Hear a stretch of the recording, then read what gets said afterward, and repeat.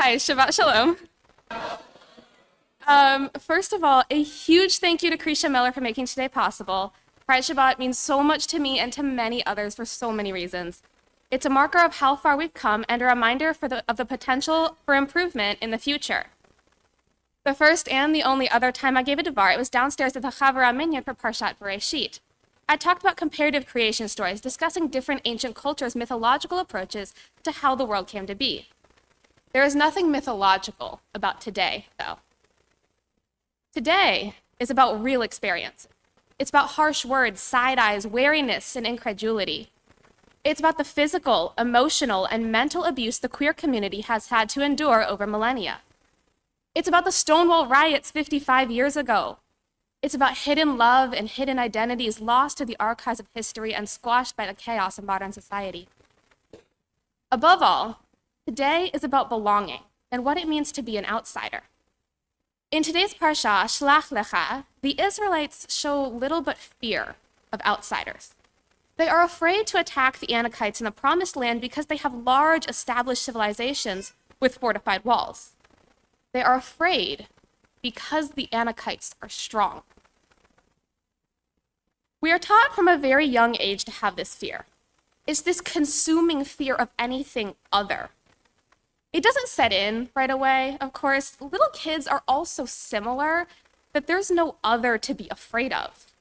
Little kids want to be the fastest on the playground and the highest on the swing set. They want to do well on this art project and watch their parents put it up in a place of honor on the fridge. And they all like tigers because they're big and strong and fierce and fluffy and they have stripes. And who doesn't like stripes? But then that changes. At some point, there's a shift. The open nature of childhood is replaced with the unspoken social rules of teenage hierarchy and general society. You need to fit in, and to do that, you need to act a certain way, talk a certain way, do certain things, and make a certain kind of jokes.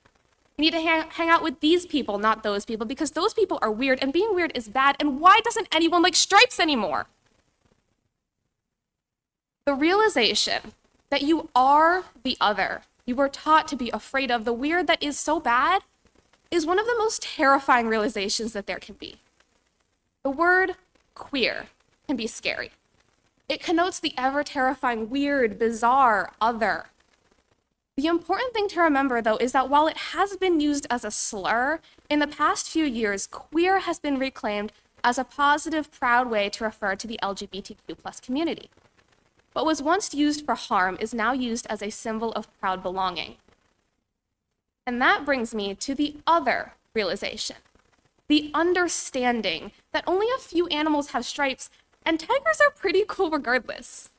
There's research to be done, the whole internet to scour for the words to describe the feeling inside, and to find people who are also othered.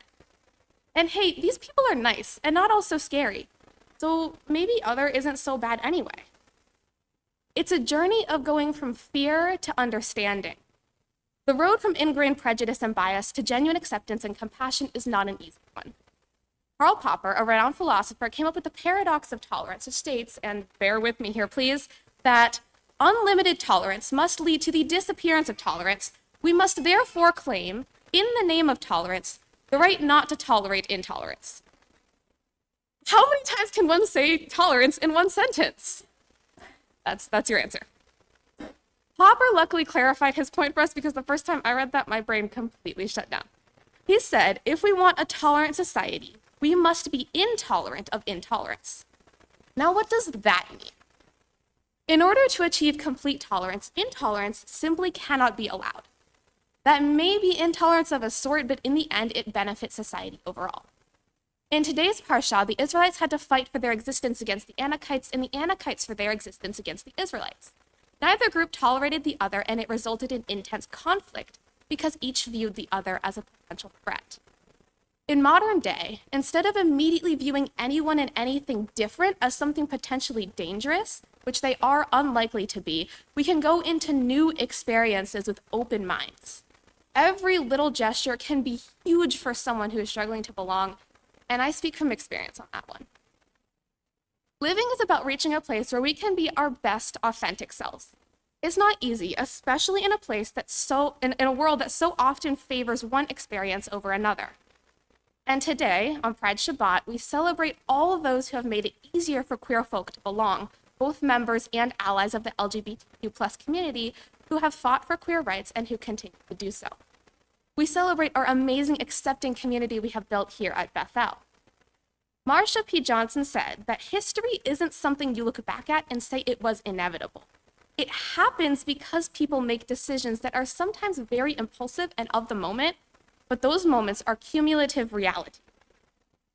I stand here today on the shoulders of giants like Marsha P. Johnson, Sylvia Rivera, and Miss Major.